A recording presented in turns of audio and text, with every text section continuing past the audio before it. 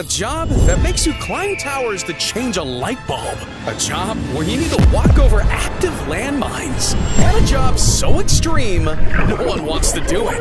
Those are only 3 of the most dangerous jobs in the world. From straight up deadly, all the way down to high risk. And we gotta start with bike couriers. Because believe it or not, they've got one of the most life-threatening jobs around. And I know what you're thinking. How is riding a bicycle so dangerous? Well, when you see these guys swerving in and out of rush hour traffic at full speed, it starts to make sense. I mean, they're sliding between moving vehicles, racing through red lights, and dodging pedestrians all at the same time. Yeah, if Premium Rush taught us anything, there's an infinite amount of ways it could all go wrong. That's crazy. But what's even crazier is this next job. Because no matter what your journey to work looks like, I bet you don't have to climb hundreds of feet to your office like these crane operators. Imagine getting to the top and forgetting the keys to that thing. That would suck. Add to that the constant risk of being struck by strong winds, mechanical errors, and let's not forget about falling off the thing. Damn.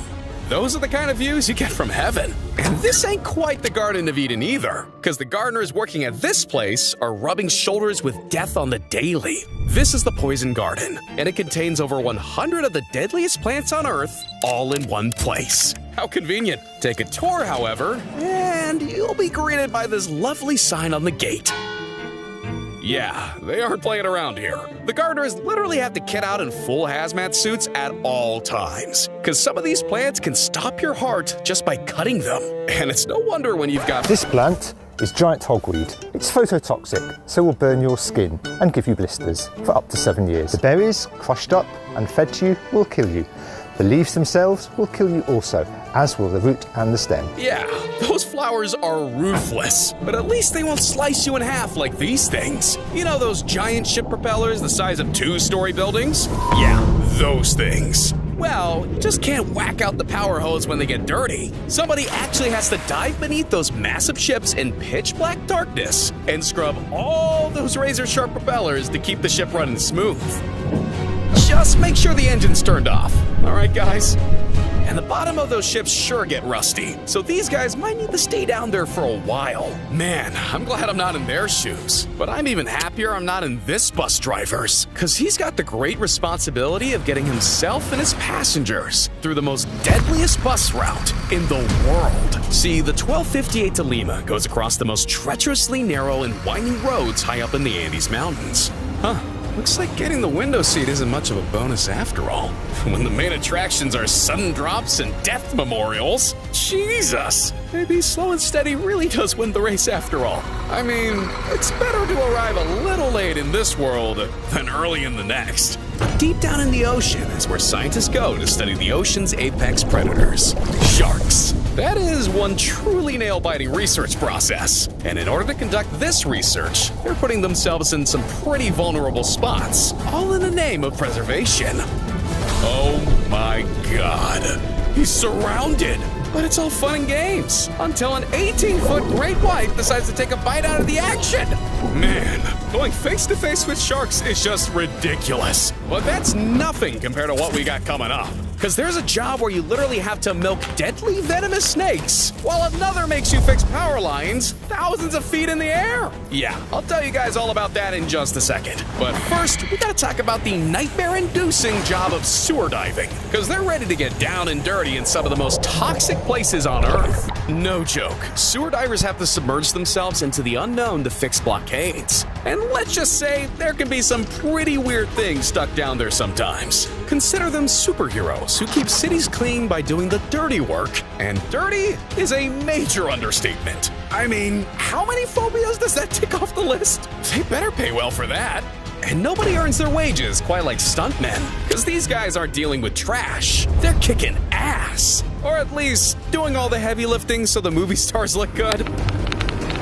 Yeah, there's no way that didn't hurt. And I hope you didn't think those free falls were CGI. Or falling down the stairs.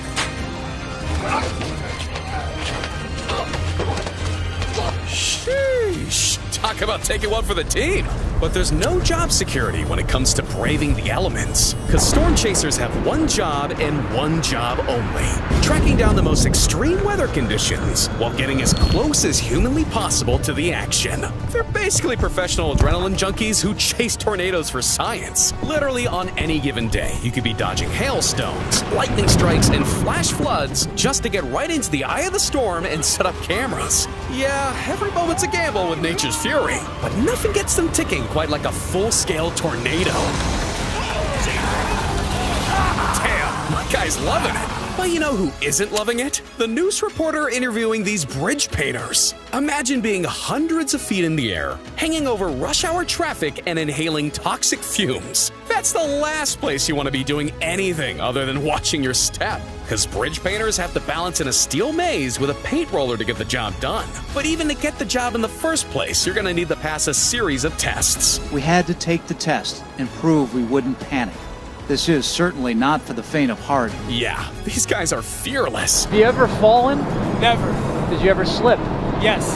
Sir, I don't think he'd be doing this interview if he had, because messing up for most is a bad day at work. But for someone working a 600-foot-high bridge, it's a death wish, or a heart attack at the very least. But those are rookie numbers for these guys, because if you want to experience the true meaning of living on the edge, try window washing skyscrapers that are over 2,000 feet tall.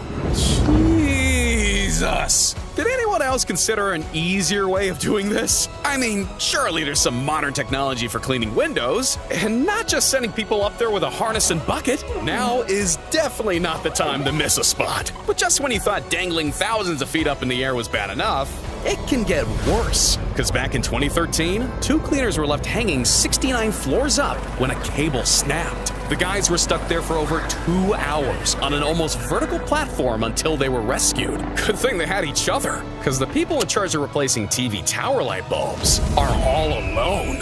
See, not only do they have to climb all the way to the top to change a lamp, but the real job only begins once they're up there and actually fixing things. And don't get it twisted, he's got to get all the way back down after. There's no base jumping for these guys.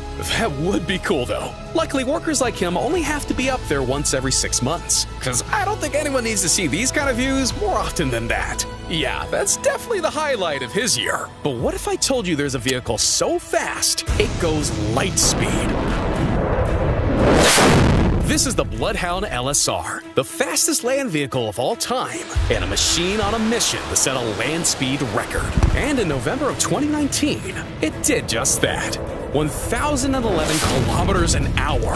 That's faster than a moving bullet. But you know what? I'd take a bullet any day over being the person who has to drive the thing, because at that speed, with 2.5 G's of force, driving isn't my idea of a good time. I mean, everyone likes an adrenaline rush, but that's just crossing the line.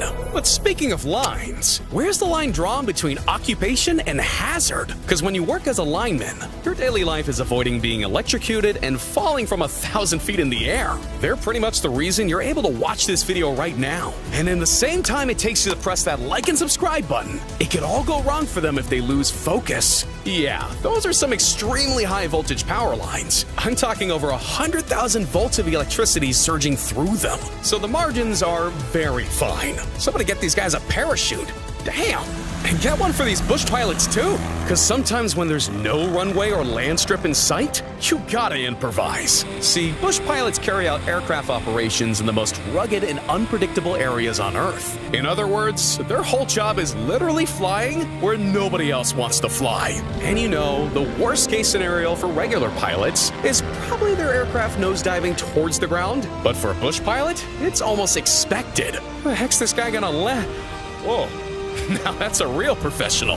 But anyways, we're in the top 10 now, which means that the jobs you've seen up until now are a breeze compared to what's coming up. And to kick things off, we gotta talk about these guys, the unsung heroes of the most dangerous climbing routes in the world, Mount Everest. See, Icefall doctors have the important role of creating pathways for others. And by others, I mean the hundreds of climbers who flock to these mountains every year to test themselves. That means they're literally trialing untested routes, where the ground could give away at any moment. I wonder which one of these guys has gone up Everest the most. So yeah, Icefall doctors have the insanely difficult task of saving lives without losing theirs in the process, which isn't easy when the people they're rescuing are stuck in places like these. Dude was staring headfirst into frozen oblivion. But not everyone's as lucky, because for some people, being buried alive in snow is all too common. Meet Steve Crosher. He's a full-time avalanche cameraman and a professional mad lad who gets paid $100,000 a year to create and film avalanches from the bottom.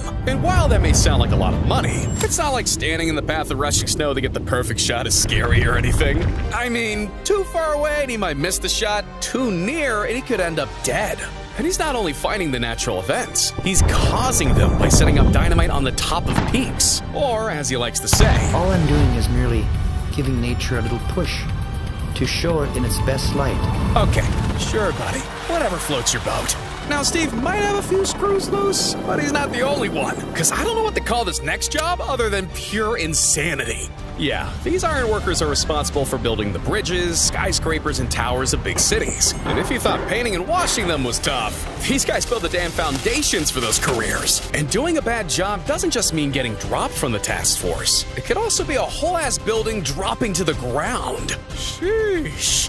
These guys don't just work with steel. They've got nerves of steel too. But nobody tests their limits quite like product testers. And I don't mean testing out Bluetooth speakers and skin creams. It's a little more hardcore than that. I'm talking bomb-proof suits for starters. That's right. They don't only test those things on dummies.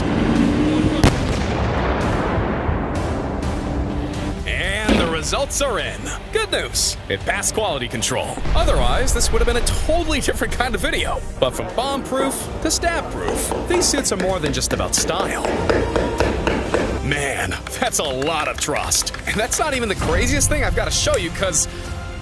Hold on a minute, is he... That guy lost his mind!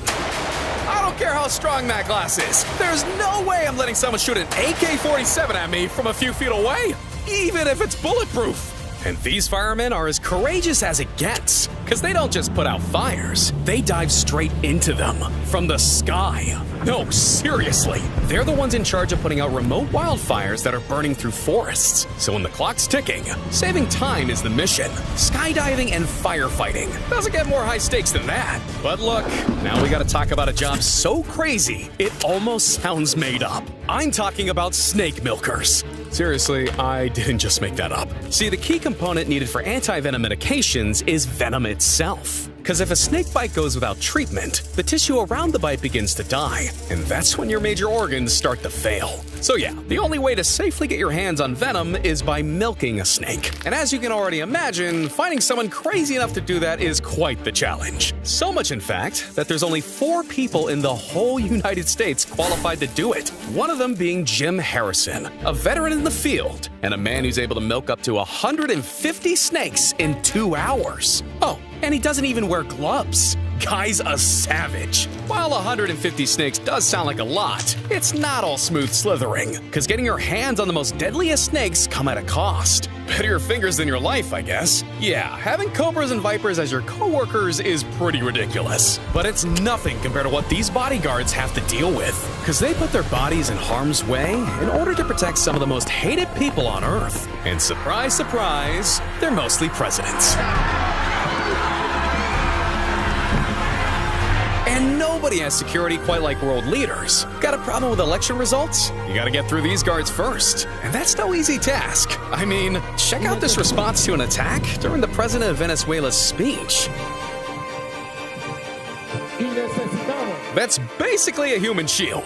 And Kim Jong-un certainly doesn't take risks either. I don't think anyone's getting near that car, guys. When you have a job like that, you know what you're signing up for. Just like when you're signing up to be a lumberjack, you're facing up against a lethal foe. Oh no!